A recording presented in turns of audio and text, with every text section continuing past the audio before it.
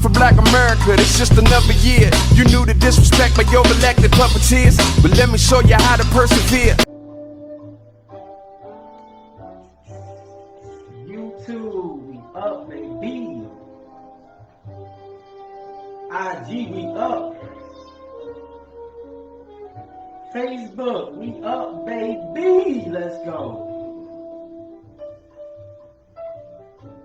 Yeah, got some jazz going. I told y'all, man, it's the fall, so it's jazz season. Every night I'm throwing a little something out there, you know. If you don't know who I'm listening to, this is the Hargrove Quintet. And that means it's 5 of them. It's a quintet. Roy Hargrove doing this thing. Big fan of his. The song is Brown off his Earfood album from 2008. So, you know, like, hey, it's the fall time, y'all. It's a good time to be, you know, toe tapping to some jazz. You know, try out some Robert Glasper, some Terrace Mountain. You got Theo Coker out there doing this thing. Derek Hodge, I put out a project not too long ago. And then you can get back to some of those classic artists like John Coltrane, Dave Brubeck, Charlie Parker. You know what I'm saying? Thelonious Monk. Yo, jazz is a vibe, y'all. And, you know, we didn't have a true Netflix and chill season, so if you want to feel different, my single fellas, turn on some jazz, you know, show that you're a little cultured, you know what I'm saying? That you got some levels to your tapestry, you know what I'm saying? I'm trying to elevate your swag. This is $1 million worth of game, you know what I mean? Definitely should have jazz on the playlist. Yeah, you want some jazz, you know what I'm saying? Always. Look, man, there was a well-known poet from a movie that said, you know, I want to breathe the blues in your left eye and the funk in your right. You know what I'm saying? He was able to put bars like that together because he was listening to jazz. You know, jazz is, in a lot of ways, is a father or a grandfather to hip hop. Yeah, I actually think like our generation, one of the things we missed out on was like jazz clubs, or at least in this area. And yeah, I've been hard pressed pre-Rona to find like really good jazz clubs. So if anybody has some, like, definitely correct me. So you come to the right place, DC, more so probably than Baltimore. Yeah. But DC, you got Twins Jazz, you have Blues Alley, where like a lot of the big acts come to, and then we have one of the larger jazz festivals every year outside of Telluride out there in Colorado. Or the jazz festival down in New Orleans is big. You got a lot of jazz in New Orleans, right? Definitely. And then New York does their thing. But DC got the DC Jazz Fest. Yeah. DC Jazz Fest is dope. I mean, obviously it was canceled this year because of Rona. Yeah. But typically down there Southwest Waterfront, I've seen a bunch of people there. Everyone from like Esperanza Spalding to Robert Glasper to Kamasi Washington. Yeah. Like they get some cold. Like they don't get like. I wouldn't say anybody's a bum because jazz is different like that. There's like you don't really have superstars like that in jazz, but you get some dope artists, like people at the top of the game. Yeah, definitely. They come to DC Jazz. Definitely. Yeah, and DC Jazz is like a citywide event. Like you have the big event at Southwest, but there's small clubs and even like museums that do free pop-up trios and stuff. Yeah. I'm a huge jazz fan. Yeah, definitely. That's definitely one of the great aspects of the city. Like, yeah. But I mean, it's still not as popping as it was probably back in the day. For sure, that's what I mean. Like at its nexus, you know, like, that was like back when Miles Davis and all them was doing their thing, you know, or back when he was at the Village Vanguard, you know, 1960s and all that. Yeah. So I'm with you. Look, y'all, we started already. It's your boy JD Costa. I got my man Sven. Sven is a TNGS contributor. Been kicking it with us for a while. He's been featured on the Soapbox. He's been on the show a few times.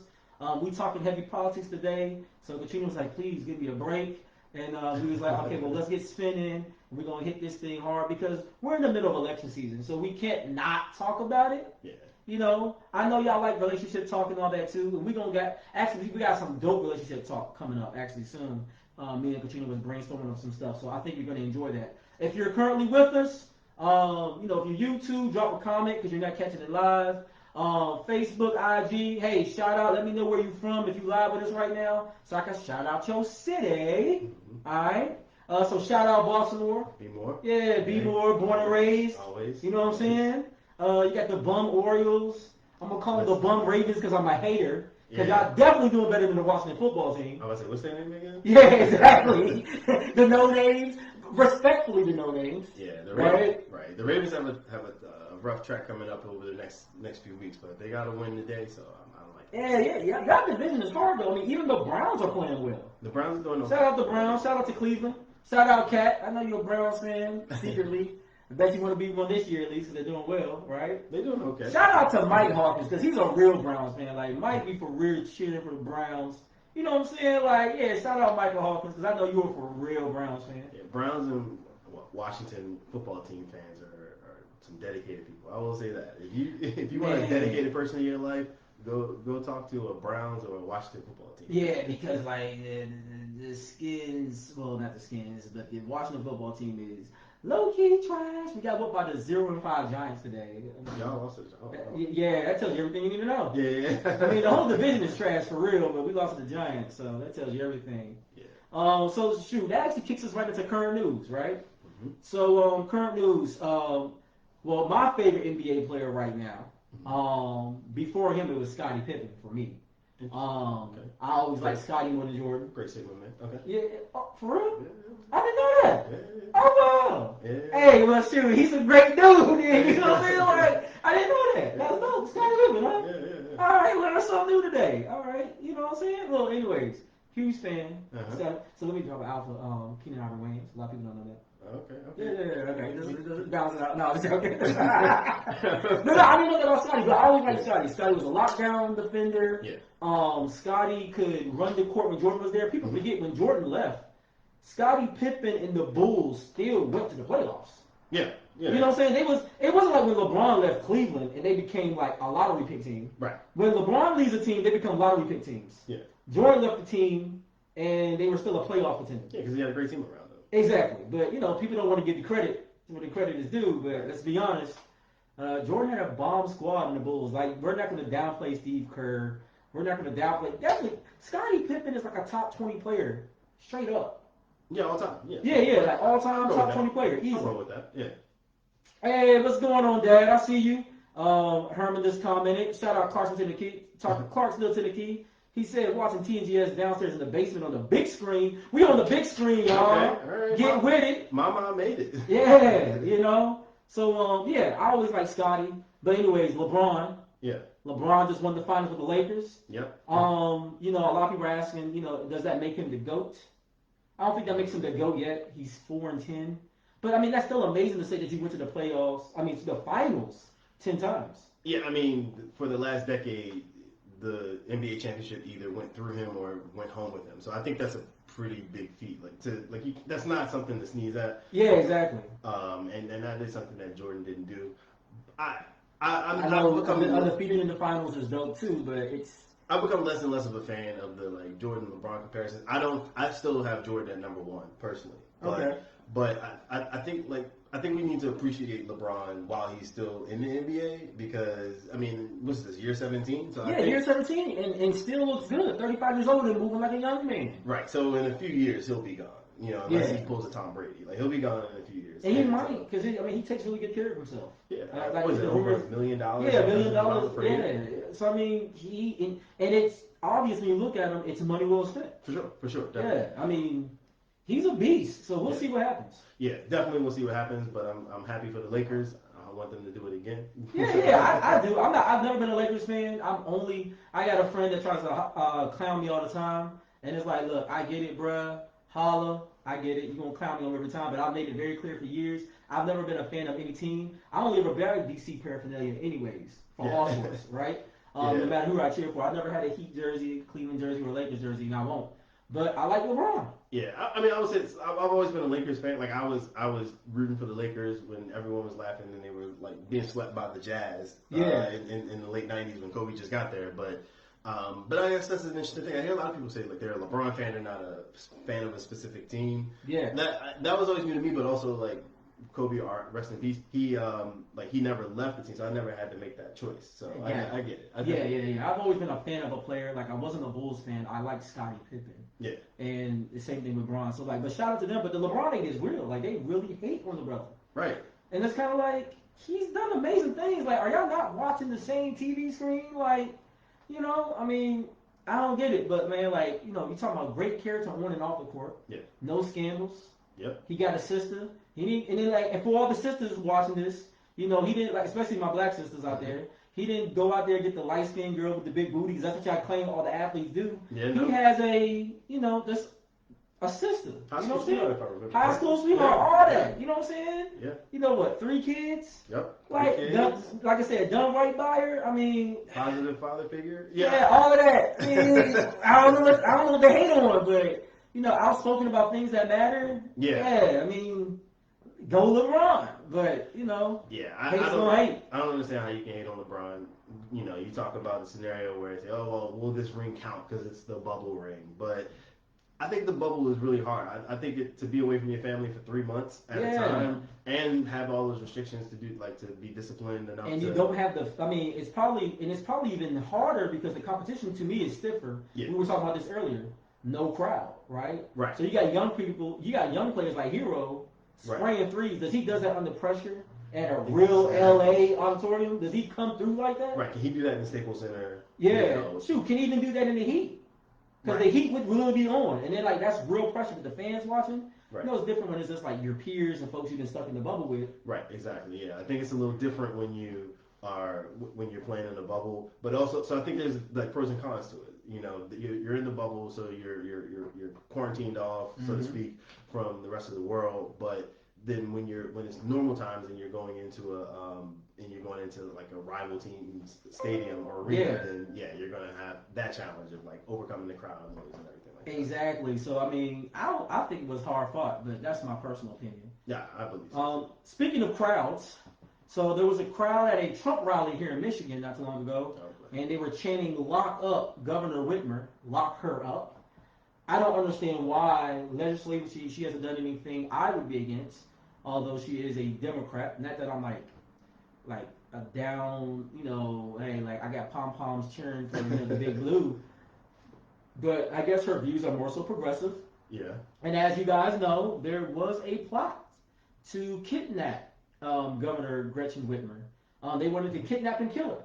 Yeah. They apprehended 5 individuals in that, maybe some more now. 5 or 6, white males, that decided, they wanted to, take her out. So I thought that was interesting. Yeah, I think it's weird to me, but I know in today's political landscape, it does seem a bit more normal, unfortunately, in 2020 that you would chant "lock her up" to someone who hasn't done anything illegal. Yeah. But I think it's just a sign of the times when you talk about partisan politics. That someone who was recently the subject of an attempted kidnapping, or at least a planned kidnapping. And then your thought is like, we need to lock her up. Right. For being a victim. Right. Or an alleged target. That's wild. Yeah, it's a weird state of affairs, but our politics right now seem to be becoming even more and more partisan than at least in times that I can remember. Yeah, and then you got the second stimulus is a thing right now. People wonder if that money's going to come in, and I find that interesting because with the second stimulus, it's like they're touting, the administration is touting that we're doing so well as a country, but if we're doing so well, why are so many people waiting for the second stimulus? Yeah, and it means to this. It's not even Christmas money. It should be Christmas money, but it's not that. This will keep me from losing my house money. Exactly. It's the difference between being evicted or not. It's the difference between having clothes or not, or heat or not. And as a side note, you want to talk about locking someone up in Michigan. I mean, let's look at the people in this. Probably some people in Flint we can look into for that. But that's neither here nor there. Yeah, exactly. Because last time I checked, Flint doesn't still have good water. Still? Yeah. In 2020. Yeah, in 2020. Yeah, exactly. So there's a lot of things we could be doing, but I think trying to lock up Governor Gretchen Whitmer is not that. So that's interesting. And it kind of leads us to getting down to the nitty gritty. Let's get to the main topics of the show. First topic is politics more polarizing? Yeah. Now, right? Yeah. And so I want to ask the audience, how do you guys feel? Do you feel like politics have become more polarizing over the last few years? Sven, I want to hear your thoughts on it. Sure. So I would say politics has definitely become a lot more polarizing.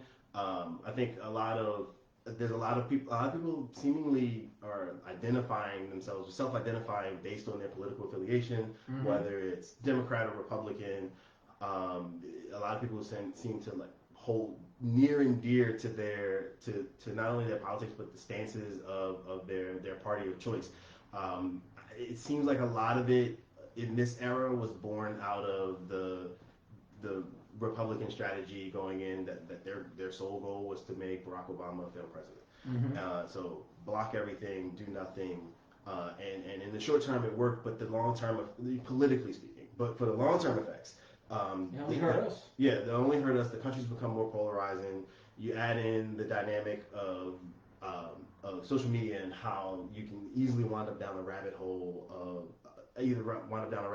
videos that speak to what you agree on, or you wind up in a scenario where like you're in conversations with like your friends and they agree with you. It's definitely easy to become polarized. Yeah, because I mean it's kind of like, and I'm going to use two examples of where both sides are like almost lunatics, right? So on one side you have those that are the Trump followers, right? The hardcore Republican Party, super conservative folks, right? Yeah. On one breath, they're saying, yeah, we need to drain the swamp. Yeah. Drain the swamp. And it's like, Nancy Pelosi's been there all these years. Biden's been there for 47 years. What has he done? And then it's like, okay, but you forget Mitch McConnell. Yeah. You forget that, what's his name out there in Carolina? I can't stand him either. In North Carolina, South Carolina? Lindsey Graham. There you go. Lindsey Graham, right? You look at even Mike Pence has been there since 2001. Started politics really in the late 1990s. Yeah. Actually, you go as far back as 83, back when he used to be a Democrat, then he switched to Republican. Yeah, he actually, right out of college, shortly after college, ran for, I'm going to say a congressional seat. Yeah. In Indiana. So you're talking about, that's the 80s. So you're talking about technically, if you count before his stint in Congress when he got in 2001, someone who had continually tried to be in, this is someone who has himself over literally 40 years of political experience, right? So if you're going to say drain the swamp of all these people with old ideologies and thought processes, then be fair about it and say, you know what, there's some other people that have been around too long too, and it's not just the Democrats. Right. If you really want to drain the swamp, drain the Republicans too. But then on the flip side, right, you have sometimes what I find irrational liberals or Democrats who like won't see reason. So it's one of those things where it's like, oh, you're wrong if you engage with a Republican in any way to try to get something done for the people. Yeah. Right? It's one of those things where, oh, we're going to toe the party line to a fault, or we're not going to push a Democratic governor, congressman, mayor, or what have you to do right by black people or to do right by any interest group because it's like they're inherently Democrats, so they got to do right by. They're doing right by us. Right. But I'm sorry, there hasn't been any change in prison reform. Hasn't been any police reform. I think the closest we had to prison reform was in 2010. Biden and Obama, or should I say Obama and Biden, they had a bill on prison sentences and things of that nature in 2010. Yeah. So that was something that helped, black people and stuff like that. But it wasn't a specific black pen. But there were some things detailed about African American, sentences in prison and stuff like that. They helped those folks out, right? Yeah. But I mean, outside of that, though, we haven't seen the change that we're really looking for as a culture towards that and fighting implicit bias and systematic racism because it's real. And then you have Donald Trump, who has signed a actual order, to say no more, trainings for implicit bias and all that. Yeah. So there's also Donald Trump's an interesting character when it comes to that because he'll sign that and then in the next act say we're doing a platinum plan for black people. Not even that, but we need to do away with like racial sensitivity training and things like that in the federal government. But he also signed the First Step Act, and that was something that was largely championed by Democrats and also progressive activists. But I thought it was interesting that because he signed. Like because of who the president was that signed that actual bill, that it was difficult almost for some Democrats to say yes, this was a good thing. Exactly. This is helpful. This is beneficial. And you see much of the same thing when it comes to Republicans that it's like I don't want the Affordable Health Care Act, but yet and still there's constituents all across the South, right? People that live in trailer parks, people that live in Section 8, off of Section 8 vouchers. Yeah. A lot of these folks are white. 35% of white people are living below the poverty line. Right. Therefore, they automatically benefit from the Affordable Health Care Act. And there were people out there, there's been all kind of Trevor Noah and all these political comedians, Bill Maher, They do these interviews on the street where they ask, typically Southern white folks, hey, how do you feel about Obamacare? I can't stand it. Well, how do you feel about the Affordable Care Act? Yeah, that's how I get my health insurance. Right. And then you tell them, well, Affordable Health Care Act and Obamacare are the exact same thing. And they'll say, oh, no, it's not. Or you have these folks out there that'll say, oh, Obama's to blame for 9/11. It's like, he was at best, I think, a state senator in Illinois at the time. Yeah, maybe. Yeah, you know what I'm saying? So he had nothing to do with that on a national scale. He had no voice in it. Yeah, actually, George Bush was the president. Exactly. Yeah. Yeah, I think it's interesting, and that goes back to the polarization piece. That people when people are in their bubble, it tends to allow for really bombastic, conspiracy theories and things like that to perpetuate and be sometimes popularized. Yeah. Or just misinformation, because if you want to get rid of the ACA, you're going to call it Obamacare because it's easy marketing wise to say, it's branded as Obamacare. Obama was the Democratic president, so that therefore it just can't be good. Or even the associations with Christianity in certain politics, right? Mm-hmm. It's funny, I've talked to countless people who are Trump supporters from the Christian community, and they say, well, God appoints everyone to power. Mm-hmm. If you become president, it had to be God's will. But every time a Democratic president's in office, that's the future Antichrist. Yeah. So in one breath, in order to be president, you have to have God's, hand over you, right? Which we know even in the Bible, that's always not even true. We know that King Saul became king, and he was appointed by the people because he stood head and shoulders above all men. Yeah. But God's actual desire for the people at the time was that the prophet would preside over the people as a word to God. Yeah. But the people were like, no, we want a king like all the other nations, so give us Saul because he's good looking and he's tall. And he ended up being king for 40 years. It was horrible to the nation of Israel. And then God decided, well, if you're going to have a king, the person I would really want for the job is this dude David, who's from the lowest house in the family, and he's the seventh son, and that's who I really want. Right. You know what I'm saying? And he wouldn't be someone that the people looked at and said, that's a king. They thought he was scrawny. They didn't think he looked good. It was after he had to prove himself. They said, oh, Saul killed his thousands, but David enslaved his tens of thousands. Yeah. You know what I'm saying? And that's some biblical word. That's like the fact. Yeah. But if you bring that to some of these Christians who have been, I would say, maybe deceived or brainwashed into believing that Republican equals Christian, they can't even listen to actual scripture. It's so polarized that people will actually forsake faith and actual words and knowledge in the Bible and say, well, no. It's no way possible what you're saying is right. Democrat equals Antichrist. And even if a Republican gets elected afterwards, meaning he can't be an Antichrist anymore, it's, no, but the Republican is God's choice. It's great branding. At the end of the day, that's what it is. It's great branding. I think the alignment with the apologetics that seemingly have been utilized to defend Donald Trump. When you compare that to how some people identify as evangelical Christian and also Republican, also compared Barack Obama. The scandal was, I don't know that he even goes to church every Sunday. Yeah. Whereas with Donald Trump, it's we have his flaws, but what someone meant for evil, God meant for good, right? Yeah, exactly. It shows more proof to the polarization of politics and how they use anything now to prove a point or push a certain agenda. Yeah. Right? Well, there's certain studies that show that most voters are single issue voters, and that's why. So you'll have these things these hot button topics, these morality issues like abortion or gay marriage, things that have been seemingly largely settled that continue to be used as a mantle for justifying why this particular person from this particular party should be elected to office because they're going to be the ones to bring bring what's quote unquote good and right to the laws, or this other person that's going to bring some sort of liberty to the laws. A lot of it is you latch on to the single issue, and in some cases, when you talk about right-leaning Christians, they tend to have this, latch on to certain morality issues that have really nothing to do with the things that really matter. Prime example, I know a lot of people who are pro-Trump right now because of him doing more for being pro-life than any other president. Yeah. But has he really? And I've talked about this before, so I'll go through it quickly. But okay, if you're truly pro-life, what do you do to support a life once it's birthed? Right. Right? So if you're against the Affordable Care Act, meaning that people may not have the insurance to actually be able to pay for pregnancy like they need to, and the birthing of a child, and then there's a lot, I mean, we're both fathers, we know.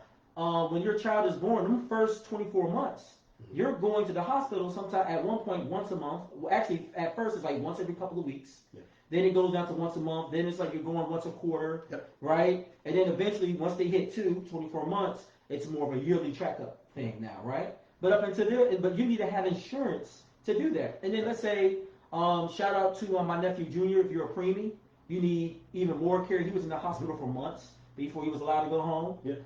If there's any complications with the mother trying to have the child, there's need to be consideration there for how we care for her. Yeah. Right? Yeah. I had a coworker who had twins, and one of the twins had to stay in the hospital longer than normal, and that entire stay for the one twin, was over $200,000. Yeah. So imagine without healthcare, or even if you want to say if someone's pro-life, if you're pro-life, doesn't that mean you should be pro-life in general, right? Like you're exactly. So if you're pro-life, doesn't that mean you should be for bolstering adoption agencies and foster homes? Exactly. If you're pro-life, maybe this death penalty thing isn't the best idea.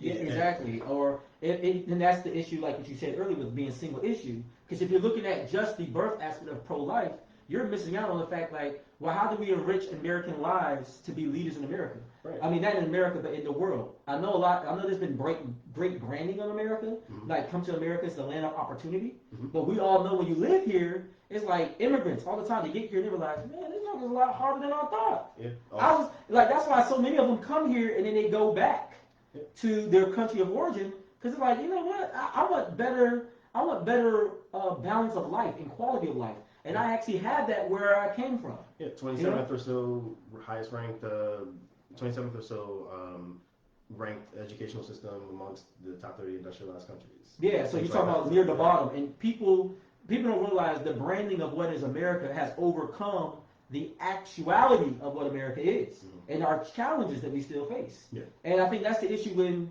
we go voting, like you said, for a single issue. Even on a single issue, we're missing a greater piece if we're only looking at one small part of it, because there's so many other things that are interwoven into making a thing a thing. Right, there's a ton of overlap, exactly. Yeah. Exactly. We got some comments. They say we're preaching over here. That's what's up. Okay. Herman said the pro-life stance is deeper and complicated than people realize, and you're absolutely right. It is. And kind of moving us down the line, this kind of goes into our next topic. So I had put out some filler questions earlier. How do you guys feel about canceling Ice Cube? And this canceling Ice Cube is a thing because of really the polarization of politics. Yeah. So to give you guys some background, if you guys don't know who Ice Cube is, some of you may know who Ice Cube is via his movies. So you see him as the dad on television. He's like, are we there yet? You've seen him in comedies with Kevin Hart. You've seen him do action roles like Triple X. So some of you guys only know Ice Cube, the actor. For me and Steven, sorry, I just called you Steven. Shout out to Steve. Steve is a regular on the show as well. But for me and Sven, and I guess that would count Steven in as well, for our age, being 36 years old or mid-30s, Ice Cube we first knew was down with NWA, which was an acronym for Niggas with Attitude. All right, and they had songs in there that were heavily against police and stuff like that. And this is someone.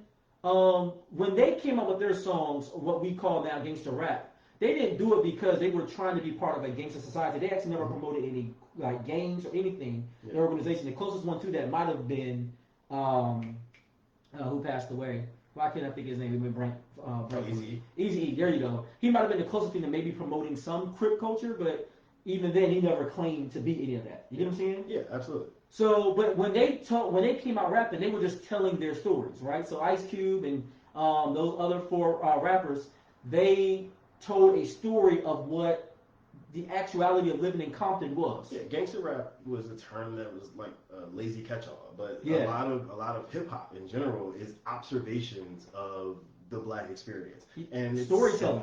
And some of it is not pretty, and so hip hop challenged that, especially with NWA, to not hide from it, but to shine a light on it so that you can see. My dad's laughing. He's like, we know who Ice Cube is. I know you know, but other people that might watch, just in case. You know what I'm saying? But yeah, so Ice Cube has a history, but like I like the fact that you put out there that they're just storytelling. That's no different than James Cameron doing a movie where someone is shooting up a bunch of people. Yeah. You know what I'm saying? And they're like a murder. We somehow look at that and it's kind of like, oh, we glorify it and we make it cute. But at the same time, it's still just as violent as the rapper telling you a story of what he saw, unfortunately, as a kid at 8 years old in the hood. Exactly. But people manipulate that for their own needs. Anyways, so we know who Ice Cube is. We understand some of his history, how he's metamorphosed to where he is now. So, like any responsible celebrity, someone who has some money now, some affluence, he's like, look, I know I'll take care of me. I got the big three. I got movies. I got, residuals coming from movies and music. I don't need to take care of me. But I do realize it's a greater need from where I come from and black people in general. So he came up with the CWBA, Contract with Black America. If you're trying to find it, you can actually go to icecube.com to actually see the breakdown, or you can even go directly to it by going to contractwithblackamerica.us. Yes. Right? If you try to find the story on Google, you're not going to find it. You're going to just hear a bunch of news clips about why we're canceling Ice Cube, but you're not going to actually see the contract with Black America. So basically, Cube said back in July, I guess he finalized the plan in August. He said he's going to come up with a plan and he's going to shop this around the politicians. He started with. He went with both parties. He went to the Republicans. He went to the Democrats. Yeah, so most specifically, he went to the Joe Biden and Donald Trump campaigns. Exactly. The Donald Trump campaign decided, okay, well, we'll hear you out. What's some of the stuff that you talked about in the CWBA? And those are things ranging from representation, lending reform, federal funding, Federal Reserve, finance oversight, data and credit, prison reform, judicial reform. I mean, you name it. Even Confederate institutions, getting rid of them, black responsibility. He has 13 different pillars under what covers this contract with Black America. And he's asking for a lot of things we would care about, like changing things in the Fair Credit Act, changing things in federal funding, oversight to make sure that black people are getting loans at the same rates and at the same, requirements as white people. Yes. So if you're white and I'm black, we both make $150,000. We both have a family of 4. We have the same debt to credit ratio. You shouldn't get 3% financing while they stick me with 7.5. Right. All he's asking for is we want to change things like this, and they're actionable and they're precise, right?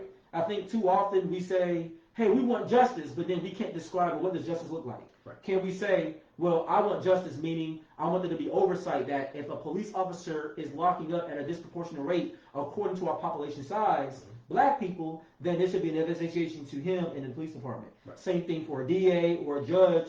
For the DA, they ask for more years for black people versus white, or a judge who actually decides to judge on black people at a more harsher rate than white. Right. And he actually says that specifically in some of his plans. He's like, I want fair affirmative action according to our population size, which is around 13.4% in the United States. Any reasonable person, white, black, yellow, whatever, would read this and say, this is all very sensible, right? But going back to the polarization, people from the Donald Trump campaign, because they were chasing clout, mind you, Trump, Ice Cube didn't do a photo op. Yeah, no. He didn't endorse Trump.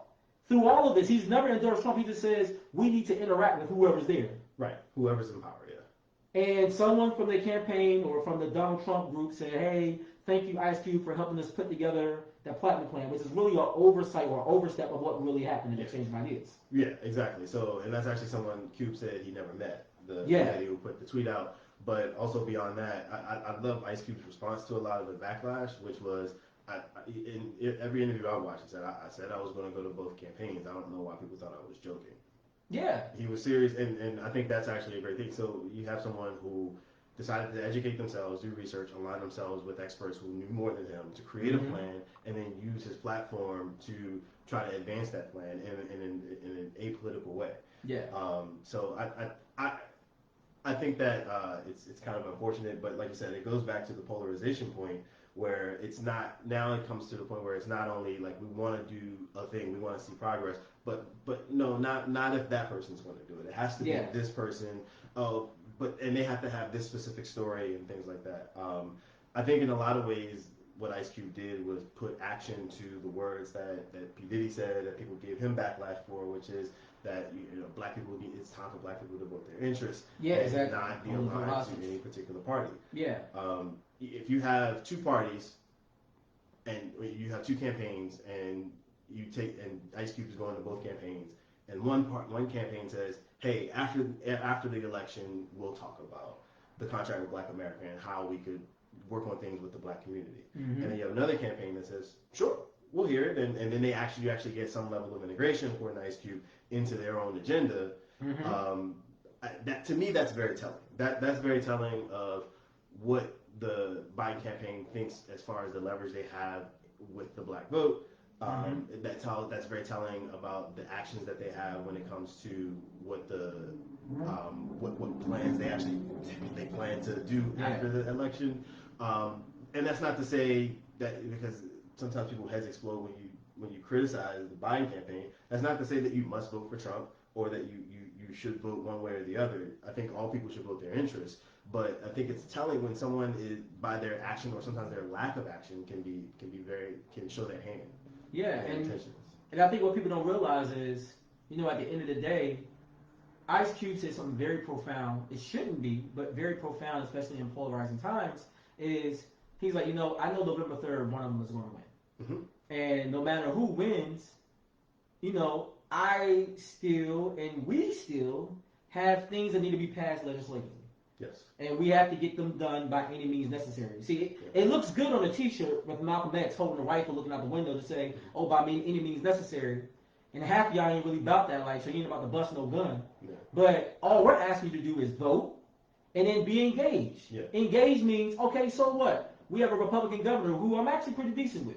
I kind of like Hogan. I don't agree with everything Hogan does, but there's some stuff where I'm like, Hogan's cool. Now, I think it was really foolish of him to write in Ronald Reagan for his presidential election vote. Yeah. That's some of that dumb stuff he did.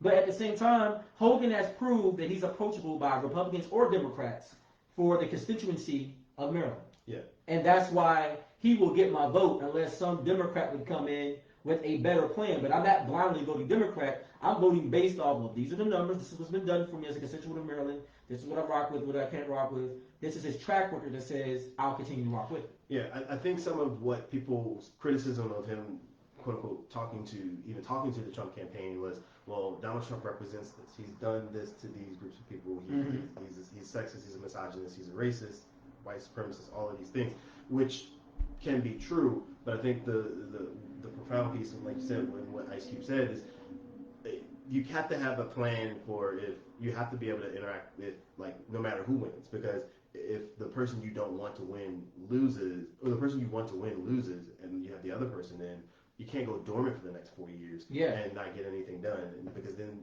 things wind up being stagnant. Exactly, because the truth of the matter is, these people are running for public office, right? Public office means just that. The office they hold is designed to serve the public. It's not predicated on who that public voted for.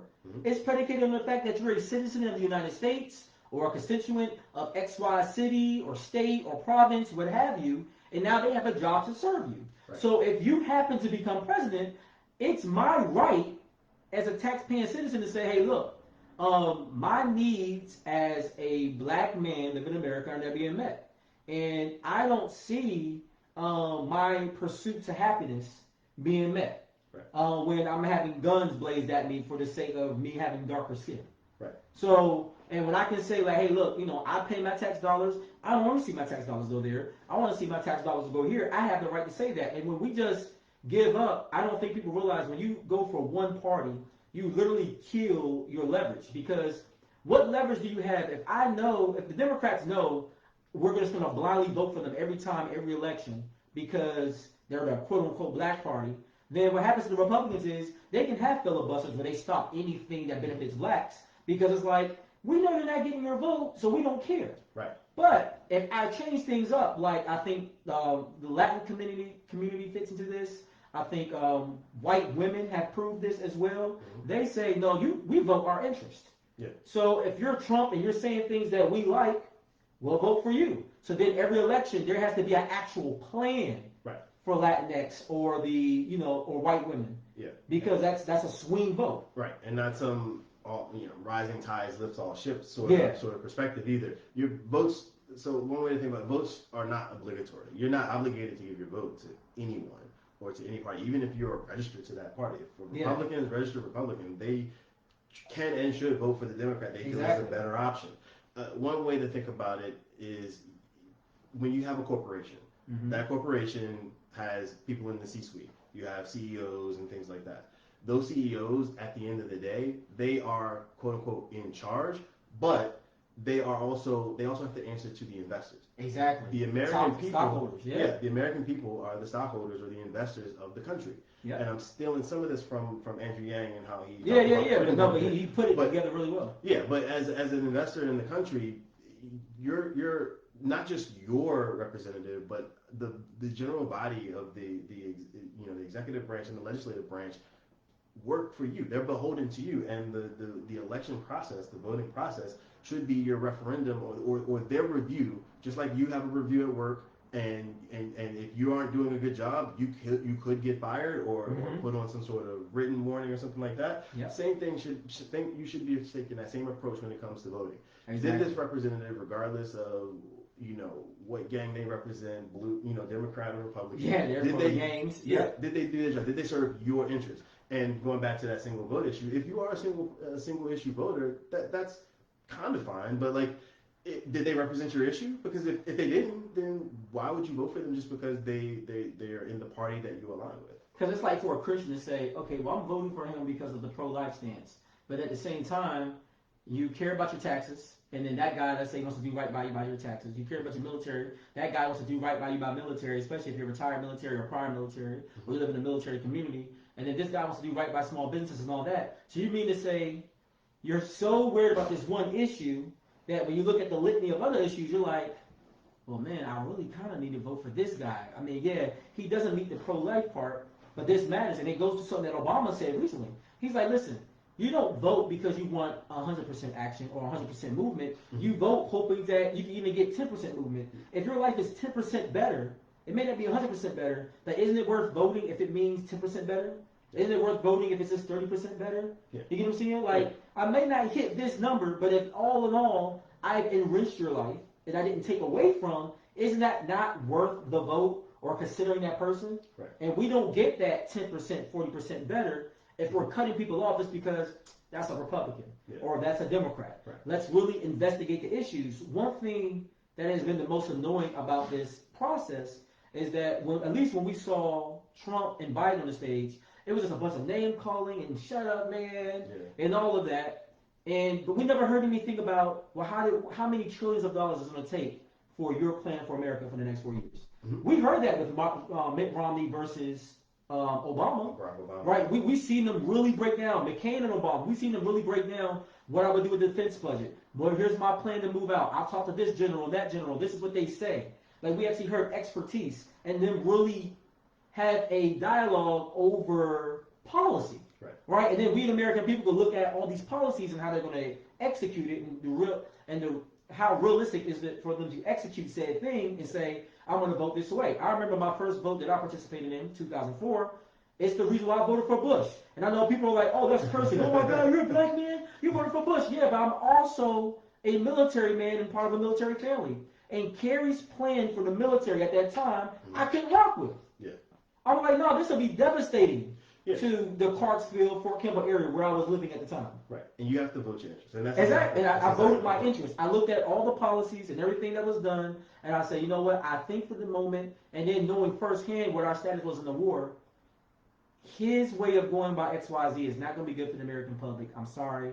Can't vote for you, Kerry. I'm going to have to rock with Bush on this one. Yeah, and one point that's very important. This isn't just for president or governor. This is all your down ballot people who have a larger impact on your life versus relative to the president. So your city councilman or woman, your congressional person, your senator, your state senator, all of these people, your registrar of wills, everybody. If they don't align with you or what you're looking for in that role, looking for them to do, then you don't vote for them. Yeah. And if you don't see anyone, then that should incite you to action and say, well, what do I need to do to make sure that someone's there? Like, should I run, or like, do I need to get involved, within the community, or do I need to get on the? I mean, if you are, like, say you're a Democrat, do I need to get on the Democratic State Central Committee, for my district, anything, to help advance that. So.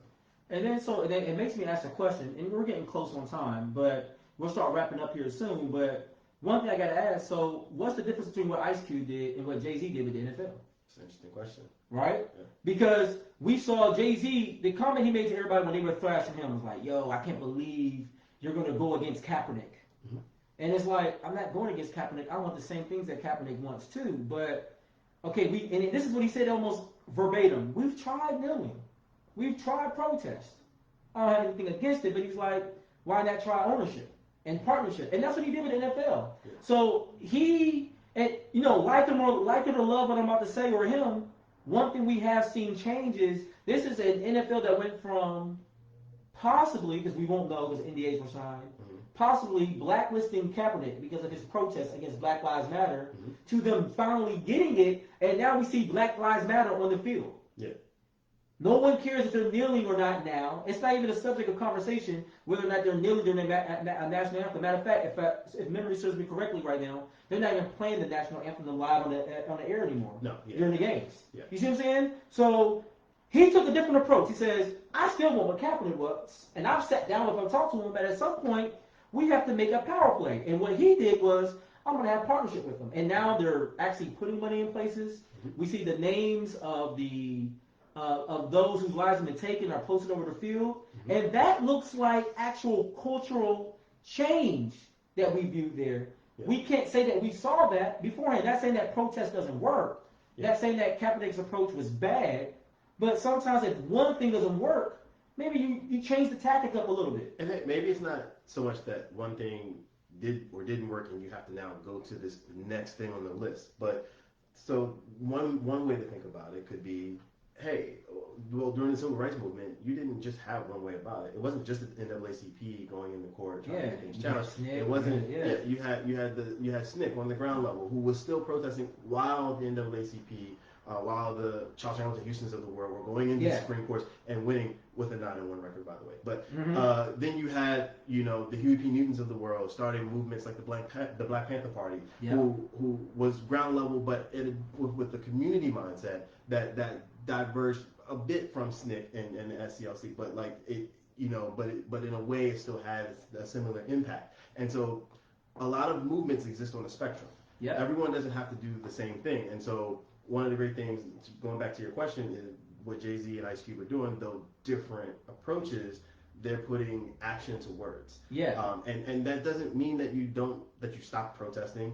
What Jay-Z's done or what Ice Cube is doing hasn't prevented people from going into the streets and protesting, and you're seeing change there as well. You have to have a multi-pronged approach when it comes to enacting. And I think that's what we're getting away from. And then some people will say, well, okay, well in that case, then I guess it's all right what Candace Owens is doing. She's engaged in another group, and Kanye West. And I want to clarify and make known the difference between the approach of Ice Cube and Jay-Z versus maybe someone like Candace Owens or Kimberly Klacik out there in Baltimore, or Kanye West. The difference is, never once did you have Jay-Z come out and endorse the NFL. He said, I'm not endorsing the NFL, but I'm partnering with them to see if we can make change from within. Right? Ice Cube never endorsed Trump. Matter of fact, we only found out about it because someone from the Trump campaign jumped out. Hey, good to be Paul. I see you, another Baltimore native in the building. But even with that, you had I almost lost my train of thought. Oh yeah. But Kanye, right? Kanye went out and endorsed him, whereas Ice Cube, he didn't endorse Trump. It was the Trump campaign came out, said, hey, kind of like, hey, by the way, so we can have some swag. He helped us with this platinum plan, which is true but not true. Yeah, Q said he didn't endorse anyway. He doesn't endorse. He doesn't endorse the Biden campaign, nor does he endorse the Trump campaign. And the primary difference between Candace Owens and Kanye West versus Jay-Z and Ice Cube is Candace Owens and Kanye, their philosophy is ideological in nature. Exactly. Candace Owens says the Democratic Party hasn't done anything for the black community, or even Kim Klacik. You know, the Democratic Party has been in control of Baltimore for X number of generations, 50, 60 years, and they've done nothing for the black community. And it's like, oh, okay, that's interesting. Tell me more. But then where it stops is they say, so therefore you must go vote Republican, and that's where it falls short. And that's my problem with like Kanye, Candace Owens, and all the free thinkers. You hit the nail on the head because, okay, it's one thing to say, like you said, all those things, but then we need to hear policy. Mm-hmm. And I think that's the problem with the polarization of our political process right now is people are not even listening to ideas and concepts anymore. Mm-hmm. It's just, oh, I see red, and I'm a Democrat, I can't deal with you. It's some people saying, oh, I see blue, and you guys are the devil, you're super liberal, and you're trying to take our babies away and take our guns away, and I just don't want to hear anything. And we close our ears, and then at that point, we stop learning any new concepts or understanding anything new that might affect how we change American lives, right? And my thing is, okay, don't state a problem and not be able to state some type of a process to getting us out the problem. Like, don't state a problem, not have a solve. Right. And I think that's my issue with some of the Candace Owens and the Kim Klasiks and the Kanyes and anybody else who just blindly says, I'm going to support the Republican Party. Because it's like, okay, even if you're going to support them, do that, but do that with, okay, yeah, I make up a group of black people within the Republican Party that we're making sure we stay in the face of the president to understand that we have needs too. Not to say that everything he says is okay, but to make sure that he has to recognize our case too. Right. Like, I don't have a problem with a black person right now saying, or anybody for that matter, saying, I want to be Republican because they want to balance the conversations. Right, exactly. Not only balance the conversation, but it provides leverage. You don't want to vilify people for choosing one to like identify with what they identify with, but you also want representation in both parties, mm-hmm. and as well as independence, such as what Cube is doing, because then it provides leverage. And with that leverage, you're able to advance your agenda. If your agenda is to like advance the black community, if it's equitable change and not just equality, then you want people in those camps as well as outside of those camps who can not only who can share those perspectives, bring those recommendations to the table, mm-hmm. so that they can get done. And if there's a question of will the black vote go this way or that way, because oh wait, light bulb, it turns out black people actually aren't a monolith. Then we want legislation and all that. Now you got to do something to earn the vote. Yeah, because at the end of the day, voting is transactional, mm-hmm. and so you like to have an altruistic view of it, while noble, it can be short-sighted and leave you feeling like nothing's getting done. Yeah, so we have to change the strategy as to how we go about this process, and I hope we change. I will say this, and I got to ask this question to everyone. And we'll kind of like close on this thought, which is, what is the end goal, mm-hmm. right? I think if you guys were to go to Ice Cube's website, I think he lays it out really well. I've talked a lot of times about the Black Act. I think this is more so comprehensive. I think the difference between the concept of Black America versus the Black Act that I've talked about, the Black Act actually has a plan of action towards reparations and where we get those monies from. That is not actually really listed in the concept of Black America. I think Ice Cube was trying not to be too, what some folks would say, liberal, and find more interesting ways in banking and in federal oversight to try to get back some of that wealth gap for African Americans or people of color. Yeah, so Cube said the concept of Black America is general and it spans not only like political issues but also other issues in the private sector as well. Exactly. So that's the point of it. And I think you should check it out for yourself. Don't watch because I'll tell you right now, if you look up Ice Cube and CWBA, you're gonna see all these articles and they're gonna tie to the platinum plan, yada yada yada, but nobody's gonna really break it down. Look at it for yourself. Go to the contract with Black America, and then start really considering what's the end goal of election or our opinions, right? Mm-hmm. If the end goal is you don't want another George Floyd or another Breonna Taylor, and you want to ensure that there's some kind of oversight to be done to make sure that the walls of an apartment don't get more justice than the actual person that's been killed, mm-hmm. right? These are the things that kind of matter. If you know at the end of the day, financially I'm strapped under COVID, mm-hmm. and God forbid I lose my right to insurance, knowing that some of us have diabetes, knowing, like, I mean, at the end of the day, the thing that kills more black people than anything is salt and sugar, right? To today, this is the leading cause of black people. So, and that creates a common pre-existing condition within black people with high cholesterol and diabetes. These are the kind of things that can keep you away from care. And when we have a pandemic going around that focuses on people with pre-existing conditions, these are the things we need to consider, right? So it's like we have to consider more the end goal. Is the end goal that the Democratic Party gets all praise for all things that happen? So when we write the history books, we can say the Democratic Party did this? Or is the end goal just fixing the issues? Right. And anybody can step up to the plate and fix the issue. Exactly. I'll vote for Ted Cruz for president if he actually would push through legislation right now in office in his current seat and then come back, run for president and say, hey, look, I was at the forefront of making sure that reparations get paid to black people. Right. And it'll be like, well, shoot, I got to really take Ted Cruz serious. Right. And that's the thing. At the end of the and the cynics would say, well, we know good and well Ted Cruz or Donald Trump or whoever isn't going to do this for black people. But if they don't, guess what? Vote them out. Yeah, exactly. And then here's the thing, give people a fair shot. Like, in my opinion, look at a little bit of action and be like, okay, look, what have you done? What bills have you pushed out to get one thing done? And then they get a chance, like, hey, look, I might consider you for president. Right. And then I'll give you 4 years. This is not an automatic 8. My vote for Biden-Harris is not an automatic 8. Let John Kasich come up with a dope plan to get stuff done that they don't do in the first 4 years. Vote John Kasich. Guess what? I'll vote Jeb Bush. You know what I'm saying? If he can put together, right now, Republicans or Democrats have an option. They have an interesting advantage right now, right?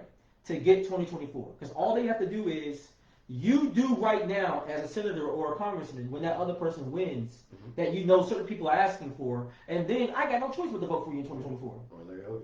Yeah, exactly, right? I think you'll see a lot of centrist, right of center people begin to rise politically and see some potential influence depending on how the election goes. So that'll be interesting. Yeah, exactly. So look, people, you got to get out there and vote. It's not enough just to talk about it. You got to for real, like, really be about it. And we got to make stuff happen. We're coming close to time. So, you know, we always leave you on the bop, and I got some shout outs. I think while I'm doing that, I have some music playing in the background. There's a song called Good Morning off of Black Thought's new album. Nice. Right? You know, Black Thought from the Roots, if you're not sure. He's the front man or front rapper for the Roots.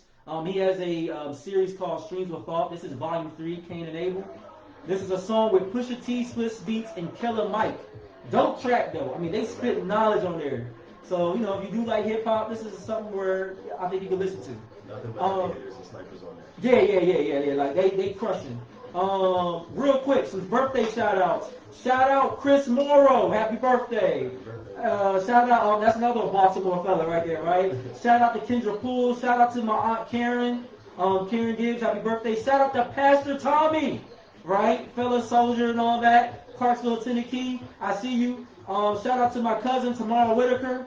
Shout out to the homie Mark Howell. Shout out Henry Barbo. Oh, Henry. Yeah, happy birthday, right? Also, happy anniversary to Deneen and Norman Fields, right? That's family right there. We love you guys. You know, thank you everyone that tuned in today, watching the show. Gotta remind you, because I gotta pay these bills. We are now on streaming platforms for podcasts. So we're on Apple Podcasts, we're on Spotify, we're on iHeart, and we're also on Amazon. So if you don't want to watch us on YouTube, Facebook, IG, you can still catch us on those other platforms. So please go support. Also, don't forget, we're still on www.squadlocker.com. You go into the search and you put in the Nitty Gritty Show. You got to do the whole thing like a Tribe Called Quest. The Nitty Gritty Show, and you can buy our swag. We got hats by Adidas. Yeah, I did it right. By Adidas, right? We have shirts by Rydell, Under Armour, Adidas. We have hoodies by like really dope brands. So support us. It helps fund all this technology and all these subscriptions we need to make this podcast happen. And hopefully one day a little stipend every now and then for our main contributors. Yeah. Right? That'd be nice, right? Yeah. You know, even if it's $50 for some gas, something, right? So, you know, this is how you help fund our efforts. Feel free to share it on your various platforms and your groups. Let them know the things we're talking about here in the Nitty Gritty Show, because I think we need to have these important conversations. And you get to be involved here the way we run things, right? So, Sven, Yeah. Thanks for once again Appreciate coming it. out. Always. Always appreciate you. Smart brother, educated brother. Sometimes. You know what I'm saying? Yeah, nah, man. You pretty dope. That's all we had you. IG, I know we're about to lose you guys. Once again, everyone, thank you for coming. I'm gonna blast this music a little bit, and we out of here, y'all. Thanks for being here. It's your boy DJ Constance, the Nitty Gritty Show. Have my man Sven. We out.